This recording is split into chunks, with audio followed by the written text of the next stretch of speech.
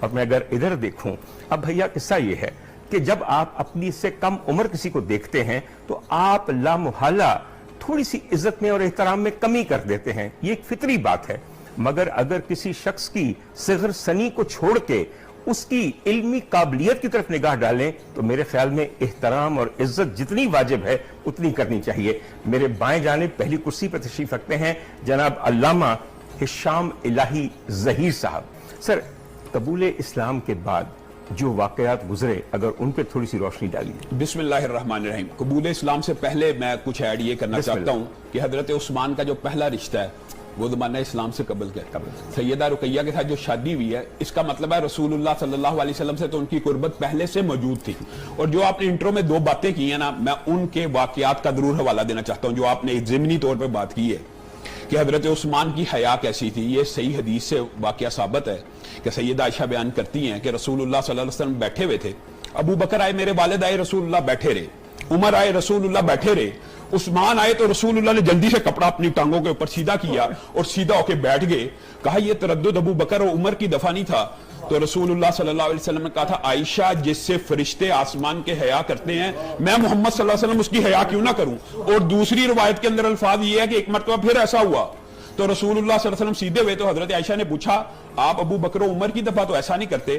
کہا عثمان حیا دار ہے، اگر مجھے اسی طرح پڑھا دیکھ لیتا تو شاید اپنی حاجت صحیح طریقے سے بیان نہ کر سکتا۔ اور جہاں تک آپ نے سخاوت کا ان کا تذکرہ کیا ہے تو رسول اللہ صلی اللہ علیہ وسلم نے غزوہ تبوک کے موقع کے اوپر یہ کہہ دیا کہ آج اسلام کو پیسوں کی ضرورت ہے، کون ہے جو 100 اونٹ اللہ کی بارگاہ میں دے گا؟ حضرت عثمان نے کہا جنت کی بشارت ملے گی؟ رسول اللہ نے کہا ملے گی۔ کہا 100 اونٹ دیتا ہوں۔ نبی کریم نے کہا عثمان تو یہ جنت کی بشارت ہو، بیٹھ جا، کون 100 اونٹ دے گا؟ عثمان پھر کھڑے ہوئے، ایک مرتبہ پھر ملے گی آقا آپ کی زبان سے؟ جی ملے گی، میں 100 اونٹ دیتا ہوں۔ 7 مرتبہ نبی کریم نے اعلان کیا، 7 دفعہ عثمان کھڑے ہوئے، اور پھر جب 1000 درہم رسول اللہ کو مزید عطا کیا نا، صحیح حدیث کے الفاظ ہیں، رسول اللہ ہاتھوں میں ٹٹول رہے ہیں، خوشی سے چہرہ دمک رہا ہے اور کہہ رہے ہیں کت کت یا عثمان، اے عثمان بس کر دے، بس کر دے، ما ذر عثمان ما عمل بعد اليوم، آج کے بعد عثمان اگر تو کوئی عمل بھی نہ کرے جنت الفردوس تیرا حق ہے۔ کیا میں بات کہوں کہ جس لطف کا ذکر کیا ہے کہ وہ دینار جو سرکار کے ہاتھوں میں پیش کی ہے تو سرکار کی خوشی کا یہ عالم ہے کہ ہاتھوں سے اچھالتے ہیں دیناروں کو، کھیل رہے ہیں، ایک خاص فخر و انبساط ہے جو میرے سرکار کے چہرے اور بدن سے ہے۔ اس کے بعد سر جنتیں قربان ہو جائیں اس کے بعد، اور یہ کوئی ایسی بات نہیں ہے۔ عشرہ مبشرہ کے پہلے 4 نام دیکھ لیجئے، اس میں دمکتا ہوا ایک نام حضرت عثمان بن عفان کا موجود ہے۔ میں یہ کہتا ہوں کہ حضرت عثمان کو تو رسول اللہ نے یہ بھی کہہ دیا تھا 2 بیٹیوں کی بات نہیں ہے عثمان، اگر 40 بیٹیاں بھی ہوتی تجھے دیتا جاتا۔ اور یہ جو آپ نے دمادی کا ذکر کیا نا، یہ بھی ایک بڑا خوبصورت واقعہ ہے۔ حضرت عمر آئے عثمان کے پاس، کہا عثمان بیٹی حفصہ سے نکاح کر۔ نبی کریم صلی اللہ علیہ وسلم کو خبر مل گیا تھا، عثمان نے خواہش ظاہر نہ کی اور انکار کر دیا، تو حضرت عمر کو کہنے لگے کہ میں تجھے تیری بیٹی کے لیے بہتر شوہر نہ بتاؤں بے شک، اور عثمان کے لیے بہتر سسر نہ بتاؤں، تو ام کلثوم کا نکاح اس سے کرتا ہوں، حفصہ کا نکاح تو میرے سے کر دے۔ مگر اس بات سے پہلے کیا عمدہ بات کہی ہے، تھوڑا سا ذکر کر لوں کہ جو پہلی بیٹی عقد میں آئی ہیں وہ سرکار دو عالم کی نمبر 2 پہ جو شہزادی ہیں حضرت زینب کے بعد حضرت رقیہ ہیں، اور حضرت رقیہ کا ذکر لوگ بہت کم کرتے ہیں۔ بڑی زیادتی ہے کہ ہمارے سرکار تاجدار نبوت کی شہزادیوں کا ذکر مکمل نہ کیا جائے۔ علامہ میں آپ سے بھی پوچھوں گا، حضرت رقیہ کے بارے میں صرف 2-3 باتیں آپ کے سامنے عرض کروں آپ کو کہ جب نکاح میں آ گئیں حضرت عثمان کے تو نہ صرف نکاح میں آ گئیں بلکہ ہجرت میں بھی شامل تھیں، اس کے دونوں دفعہ شامل تھیں سر۔ اور چھوٹی سی بات آپ کو ایک بتاؤں، آپ کو ایک دفعہ جب ہجرت حبشہ ہوئی ہے تو کئی دیر تک پتہ نہ چلا کہ دونوں میاں بیوی کہاں ہیں۔ پھر ایک عورت نے آ کے یہ نویز سنائی سرکار کو کہ میں نے ان دونوں کو صحیح حالت میں دیکھا ہے، تو سرکار نے کس قدر خوشی کا اظہار کیا اور کہا۔ میں آپ کو ایک بات اور بتاتا ہوں، آپ نے جو واقعہ بیان کیا نا، اس سے بھی ایک بڑی بات ہے، حضرت عثمان غزوہ بدر میں کیا شامل ہوئے ہیں؟ بالکل شامل نہیں ہوئے۔ ہاں تو پھر اس کا لیکن رسول اللہ نے ان کو مال میں حصہ کیوں دیا؟ مال غنیمت میں مال میں حصہ دیا اور کہا تمہارا درجہ مجاہد کا ہے، تمہارا اس وجہ سے کہ وہ سیدہ رقیہ کی خدمت میں رسول اللہ نے چھوڑ دیا کہ بیمار ہیں ان کی خدمت کرنی ہے۔ سر این بدر کے دنوں کے اندر جس طرح علامہ فرما رہے ہیں، شہزادی رقیہ کو ایک خاص قسم کی بیماری ہو گئی جو مجھ ڈاکٹر کے حساب سے، جو میری تھوڑی بہت تحقیق ہے، غالباً چیچک تھی کیونکہ دانے اور آبلے پورے جسم پہ نکل آئے تھے. سرکار نے کہا کہ نہیں, تم اپنے حرم کی تیمارداری کرو, اس کا خیال کرو, اور خود وہ چلے گئے. یہ واحد پہلا غزوہ جس میں حضرت عثمان شامل میں نہیں تھے. ایک بات ضرور ایڈ کرنا چاہتا ہوں کہ رسول اللہ صلی اللہ علیہ وسلم کی 4 بیٹیاں, ان کا تذکرہ آپ نے کہا سیدہ فاطمہ کا تذکرہ سب سے زیادہ ہوتا ہے, ہونا بھی چاہیے, لیکن باقی شہزادیوں کا تذکرہ کم ہوتا ہے. یہ آپ نے درست نشاندہی کی ہے. سر میں سمجھتا ہوں کہ زیادتی ہم سے کبھی نہ ہو. سر سید اور ایک بات اب میں مزید ایڈ بھی کرنا چاہتا ہوں, یہ خام خواہ ہمارے معاشرے میں بنو امیہ بنو ہاشم کی تقسیم کی گئی ہے. رسول اللہ نے اپنی 2 بیٹیاں تو عثمان سے بیاہی اور ایک بیٹی ابو العاص سے بیاہی. عثمان بھی بنو امیہ میں سے, ابو العاص بھی بنو امیہ میں سے. یہ بنو امیہ بنو ہاشم کی کوئی لڑائی نہیں ہے, یہ آپ نے کریٹ کی ہوئی ہے. اسلام میں یہ کوئی لڑائی نہیں ہے. آپ نے اگر غور کیا ہو کہ تب سے لے کر اب تک جب سے پروگرام شروع ہوا ہے, مجھ گناہگار کے لبوں سے اس قسم کا کوئی تنازع آپ نے سنا؟ بالکل. یا یہ تفریق یا تقسیم دیکھی ہونی بھی نہیں چاہیے, ہونی بھی نہیں چاہیے. صرف مگر میری سیدہ نے, میری آقا زادی نے اپنی بڑی بہن کی وفات جو کہ بدر کے دنوں میں ہوئی ہے, جب وفات ہو گئی اور تدفین ہو گئی تو بارگاہ نبوی میں تشریف لائیں اور بیٹھ کے کتنی دیر اپنی بڑی بہن کو یاد کر کے روتی رہیں. تو جس کے مرنے پہ سیدہ کا آنسو ڈھلکا ہو, آنسو سے لباس تربتر ہوا ہو, ان کا بھی کیا درجہ ہوگا؟ میں آپ کو مزید ایک بات اور بتاتا ہوں. سیدنا عثمان نے صرف یہاں پہ انفاق نہیں کیا, بلکہ رسول اللہ کے آپ اگر اندازہ لگائیں نا, بعض محدثین نے یہ بات لکھی ہے کہ سیدنا عثمان ان لوگوں میں شامل ہیں جن کو جنت کی بشارت سب سے زیادہ مرتبہ بزبان نبوت ہوئی ہے. بے شک. اس کی وجہ سنیں, بیر روما کون خریدے گا مسلمانوں کے لیے؟ میں اس کو جنت کی بشارت دیتا ہوں. حضرت عثمان نے کہا میں خریدتا ہوں. 7 دفعہ تو ایک جگہ پہ بھی, عشرہ مبشرہ میں بھی, بیر روما میں بھی. پھر کہا کون مسجد النبوی کی توسیع کرتا ہے؟ اس کو میں جنت کی بشارت دیتا ہوں. بار بار روکنا پڑتا ہے. حضور والا آپ کا بیٹھنا اٹھنا علماء میں ہے.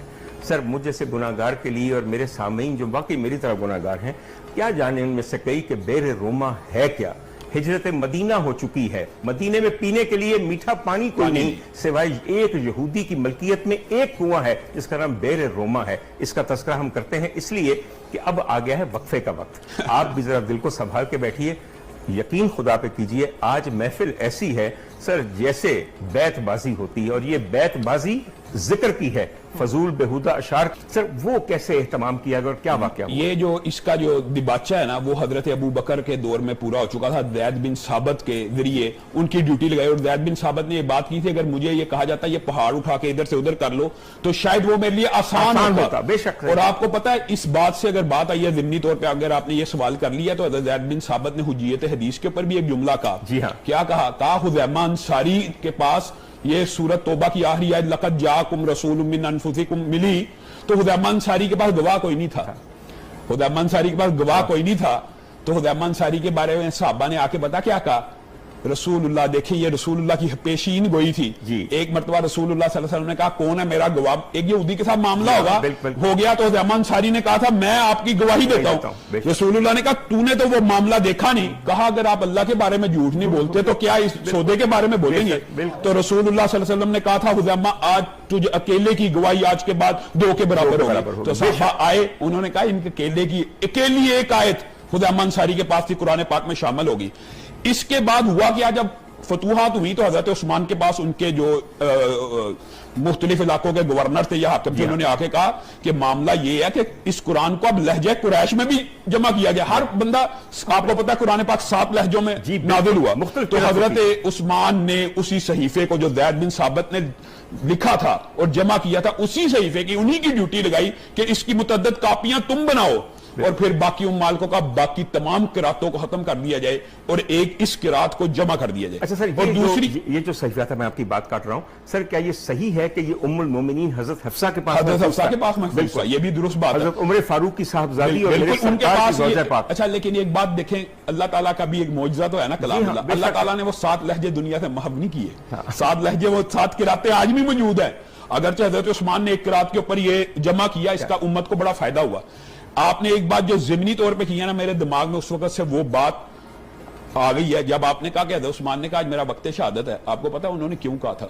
ان کو خواب آئی تھی, اور ان کو خواب یہ آئی تھی, انہوں نے کہا آج میں نے رسول اللہ صلی اللہ علیہ وسلم کو خواب میں دیکھا, اور انہوں نے کہا عثمان آج آپ نے افطاری میرے ساتھ کرنی ہے. تو پھر میں نے ابتدا صبح کی تو روزہ رکھ کے کی, اور پھر جو شاہ صاحب نے جتنی حدیثیں بیان کی ہیں ان کے اقوال حضرت عثمان کے وہ اس موقع کے ہیں. میں لیکن ایک بات ضرور یہ کہنا چاہتا ہوں, حضرت عثمان حضرت عمر کے دور میں خود ہی, ہاں خود یہاں یعنی قافلے کو لے کے چلنے والے جب حج کے لیے جاتے تھے تو کیا کہتے تھے؟ عمر کے بعد خلیفہ عثمان ہوگا، اور حضرت عثمان کے دور میں کیا کہتے تھے؟ عثمان کے بعد خلیفہ علی ہوگا. اور جو حضرت عثمان کی خلافت ہے، حضرت عمر نے دیکھے کتنا دنائی کا فیصلہ کیا، کہا میں ان 6 بندوں کے اندر امانت چھوڑ کے جاؤں گا جو دھرتی کے اوپر کائنات کے اوپر سب سے افضل لوگ ہیں، علی، عثمان، طلحہ، زبیر، عبد الرحمن ابن عوف اور سعد بن ابی وقاص کو جب امانت دی تو آپ کو پتا باقی تو 10 بردار ہو گئے. عبد الرحمن عوف کو انہوں نے چن لیا کہ آپ فیصلہ کر دینا، تو انہوں نے گھر گھر جا کے رائے لی اور حضرت علی سے ایک بات کی، اگر عثمان کے حق میں فیصلہ ہو گیا آپ اب یہ دیکھیں اختلافات تو اسی دن ختم ہو گئے. ہو سکتا ہے لوگوں کے ذہن میں کوئی اختلاف ہو، حضرت عثمان کی سب سے پہلی بیعت کس نے کی؟ حضرت علی نے. بے شک. اس کا مطلب یہ ہے حضرت علی سب سے پہلے ہیں انہوں نے حضرت عثمان کے ہاتھ کے اندر ہاتھ دے دیا. اور شاہ صاحب نے جو ضمنی بات کی ہے نا، حسن و حسین اس دفاع کے اندر زخمی ہوئے ہیں، اور حضرت عثمان کا یہ اجتہاد تھا. اور امہات المومنین یہ بیان کرتی ہیں یہ اجتہاد کی وجہ کیا ہے. حضرت عثمان نے باغیوں کو قتل کیوں نہیں کیا؟ تلوار کیوں نہیں نکالی؟ 700 صحابہ موجود ہیں، آ کے کہتے رہے کہ نکالیے. تو امہات المومنین بیان کرتی ہیں کہ ایک مرتبہ حضرت عثمان کو رسول اللہ صلی اللہ علیہ وسلم نے اپنے پاس بلایا تھا اور کہا تھا اللہ رب العزت تجھے ایک قمیص اور خلت عطا کریں گے. وہ مراد خلافت کی تھی. تو نے اس کو خود نہیں اتارنا اگر لوگ تجھ سے چھیننا چاہیں. لیکن جو رات بعد میں افشاں ہوا وہ یہ ہے کہ نبی کریم صلی اللہ علیہ وسلم نے حضرت عثمان کو یہ بھی کہا تھا کہ تو نے تلوار بھی نہیں نکالنی. یہ شہادت مظلومیت کی شہادت ہے کہ پانی بھی بند ہے، کھانا بند ہے. آپ کو ایک حیران کن بات بتاؤں، حضرت عثمان خود کہتے ہیں جب ان کے تلوار کا وار لگا نا انگلیوں کے اوپر تو انگلیاں کٹ کے. ایک بات علامہ میں 10 بستہ معذرت خواہوں کیونکہ بریک کا وقت ہو جاتا ہے. علامہ آپ سے آخری چند جملے. نبی کریم صلی اللہ علیہ وسلم ایک باغ میں بیٹھے ہیں اور کہتے ہیں کوئی دروازہ آ کے کھٹکاتا ہے. نبی کریم کہتے ہیں جو آئے اس کے لیے دروازہ بھی کھولو ابو موسیٰ اشعری کو اور اس کو جنت کی بشارت دو. حضرت ابو بکر آئے. دوسری دفعہ پھر دروازہ کھٹکا کہا جنت کی بشارت دو. حضرت عمر آئے. تیسری مرتبہ دروازہ کھٹکا تو رسول اللہ صلی اللہ علیہ وسلم نے فرمایا یعنی شہادت عثمان کا حضرت عثمان کو بھی علم ہے. اور یہ ایک مرتبہ نہیں، یہ 3-4 متعدد احادیث ہیں کہ احد پہاڑ کے اوپر کھڑے ہوئے اور کہا اس کے اوپر شہید ہیں صرف نبی صدیق اور شہید. پھر حرا کے اوپر نبی صدیق اور شہید. یہاں پہ کیا کہا؟ یہاں پہ کہا جو آئے اس کو شہادت کی بشارت بھی دو، جنت کی بشارت بھی دو، لیکن مصیبت کی بشارت بھی دو، ساتھ ایک مصیبت ہو. اور رسول اللہ صلی اللہ علیہ وسلم نے اپنے صحابہ کو کہا ان قریب امت میں فتنے آئیں گے، تم نے اس وقت اس بندے کا ساتھ دینا ہے. اس وقت وہ صحابی دوڑ کے گیا اور ان کا چہرہ رسول اللہ کی طرف کیا. حضرت عثمان کا چہرہ تھا. اے اللہ کے رسول ان کا ساتھ دینا ہے؟ نبی کریم نے کہا ہاں ان کا ساتھ دینا ہے. اور حضرت عمر نے پوچھ لیا جب غزوہ یرموک کے بعد کہ یہ جو آپ نے کتابیں دیکھی ہیں ان کے اندر حضرت عثمان کو کیا پایا؟ انہوں نے کہا ہم نے تورات کے اندر حضرت عثمان کو صالح خلیفہ